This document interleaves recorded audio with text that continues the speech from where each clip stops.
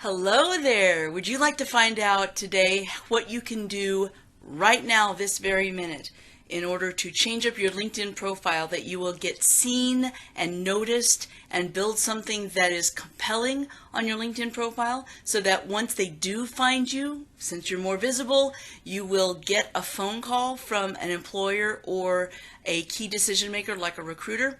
Well, today I am going to teach you how to do that in 7 easy steps. All right? So I am Tammy Kabell. I am founder and CEO of Career Resume Consulting, as you may know if you've seen me before in my videos before. But today I want to share with you something that's very, very important about LinkedIn. The latest numbers are that over 70% of employers and over 90% of recruiters use LinkedIn as their main form, their exclusive form of finding their next executive talent. That means that if you don't have a very visible, robust LinkedIn profile, then you need to do something about it today.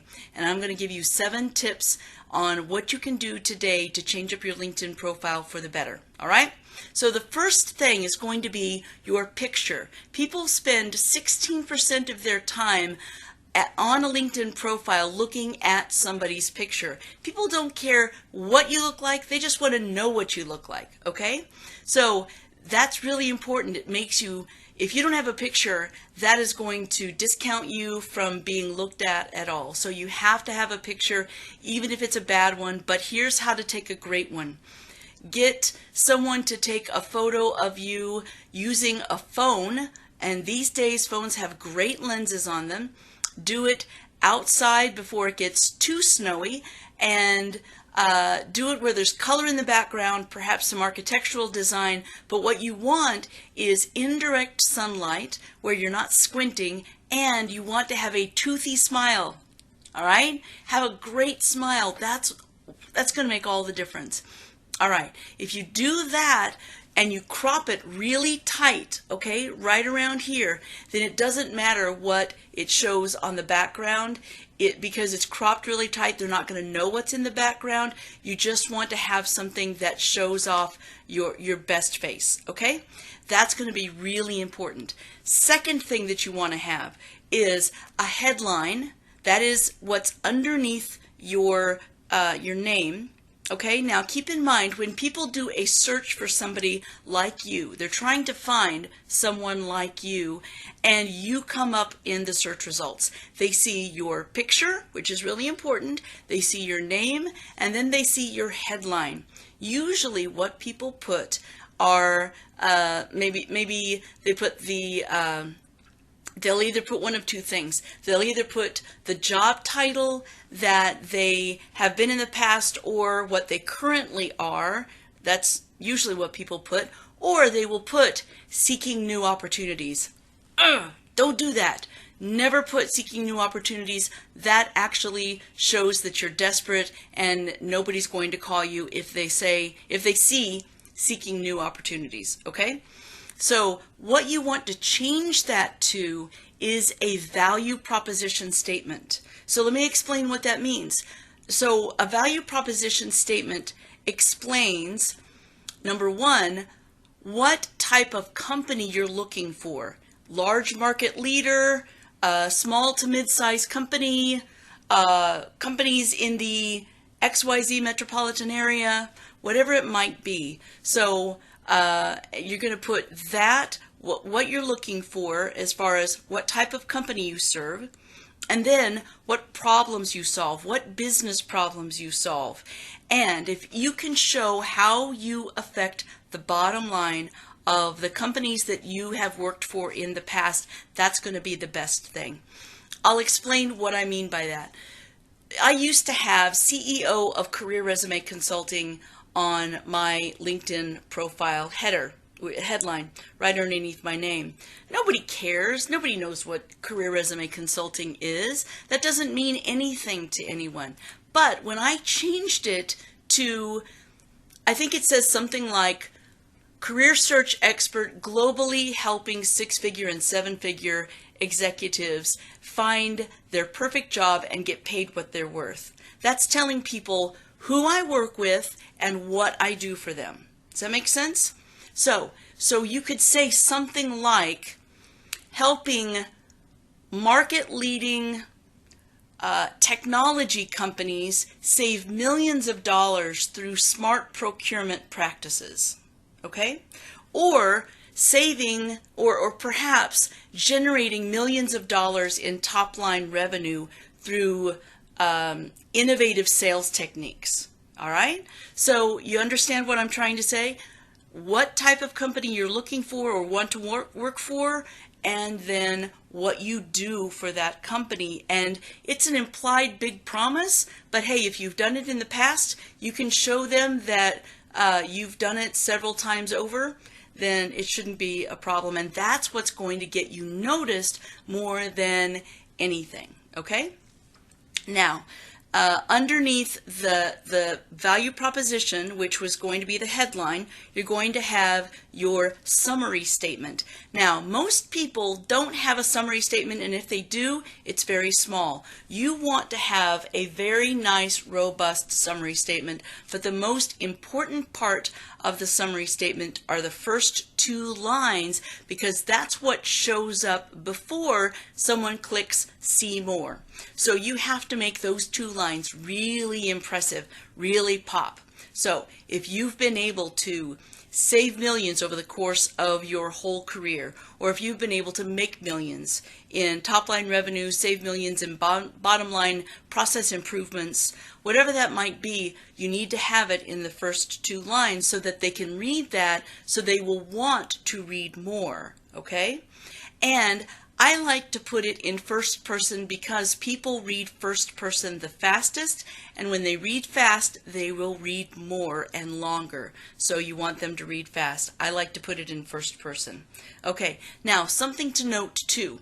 Over on the side in the contact information, it's really important that you make it easy for someone to contact you. In other words, you want to put both your personal email address and your cell phone number, okay?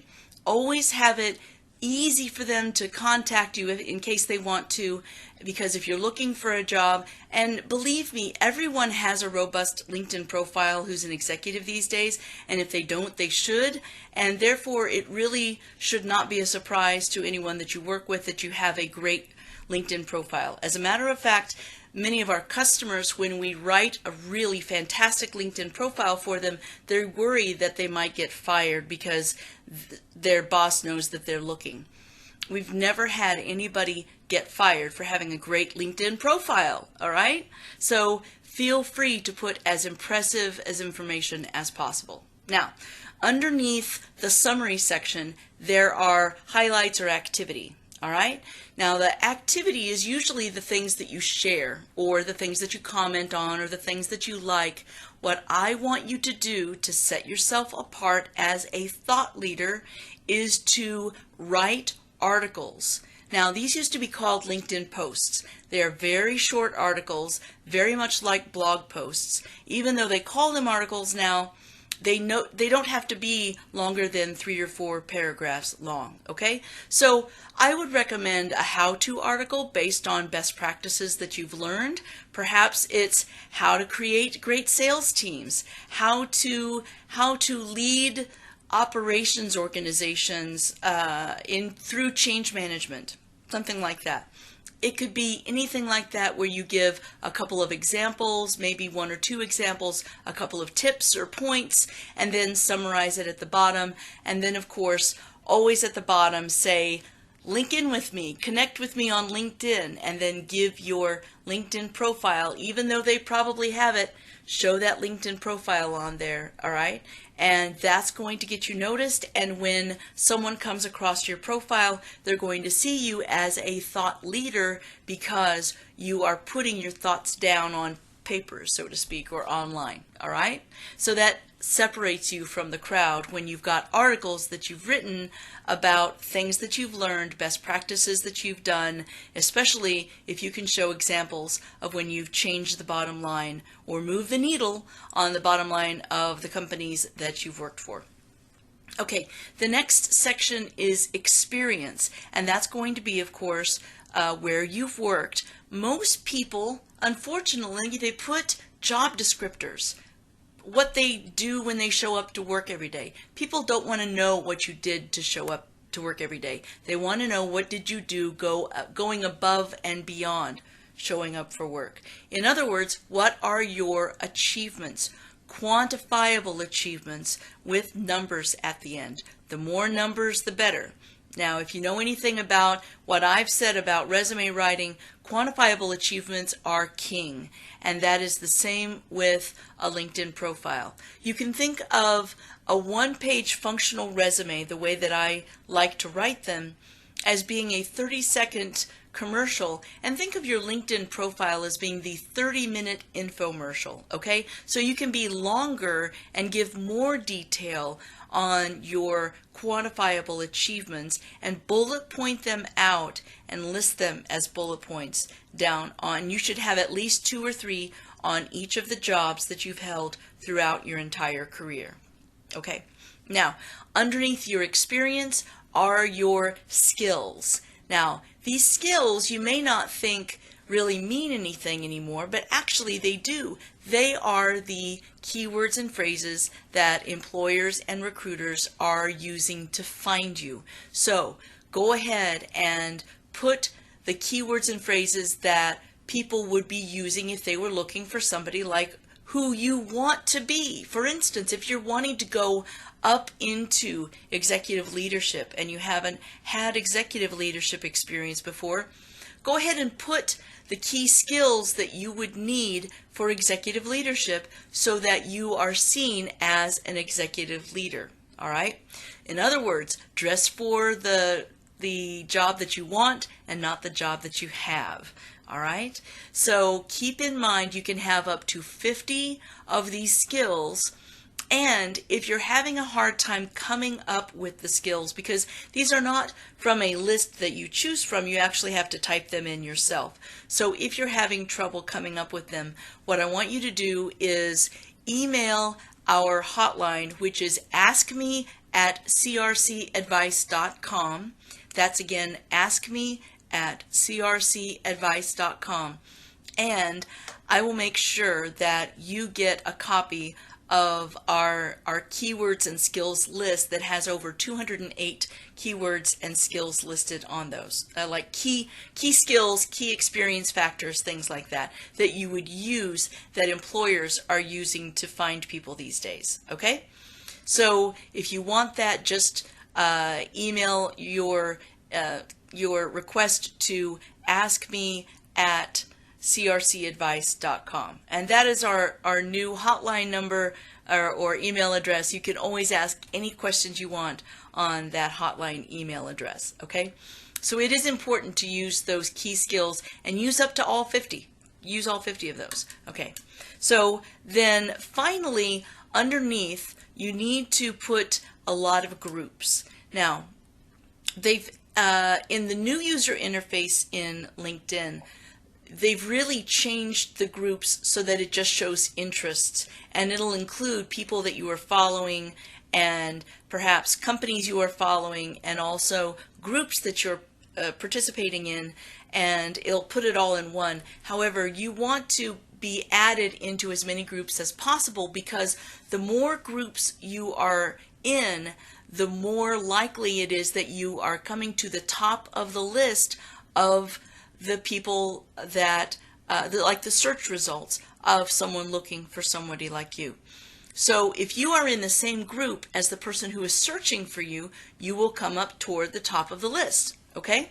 So keep that in mind. You have up to 100 groups now. It used to be 50, now it's 100. So be in a lot of groups having to do with your function. For instance, finance, IT, operations, sales, whatever it might be, but also the part of the country that you're in or the city that you're in, such as the San Francisco Bay Area or Silicon Valley or Portland, Seattle, or New York City or Dallas. So look under those types of company or groups, and then also get the executive groups. There are a lot of executive groups, and groups that deal with the type of industries that you're wanting to get into, even if you don't have that industry experience, and you just ask to be a part of that group, and the administrator will usually take anywhere from a couple of days up to a few weeks in order to get you into that group. But I've never had anybody be declined into a group from a new industry that they don't have experience in. Okay? And of course, I want you to take a look at my LinkedIn profile. You can find me just by searching Tammy Kabell, Kabell, and then you can look at my LinkedIn profile for an example of using things like media. Like you can put videos, you can put any kind of portfolio items such as PDFs, anything like that on there to make something really stand out or pop. And then, of course, link in with me. I am an open connector, so I will absolutely connect with you, and you can share in my, I think I'm up to about 9,000 connections right now, and those are first level connections, which means those are 9,000 new second level connections if you connect with me, and I would be very happy to connect with you, so please do that. I hope this has helped you today. If you have any questions, again, that hotline email address is askme@crcadvice.com. And feel free to put your comments below. I'd love to hear your questions. I'd love to get your engagement below, and ask me what you do to make your LinkedIn special and set yourself apart from everyone else. And if you have any questions about your LinkedIn profile, I would be very happy to help you with that, because that's one of the things that my company does.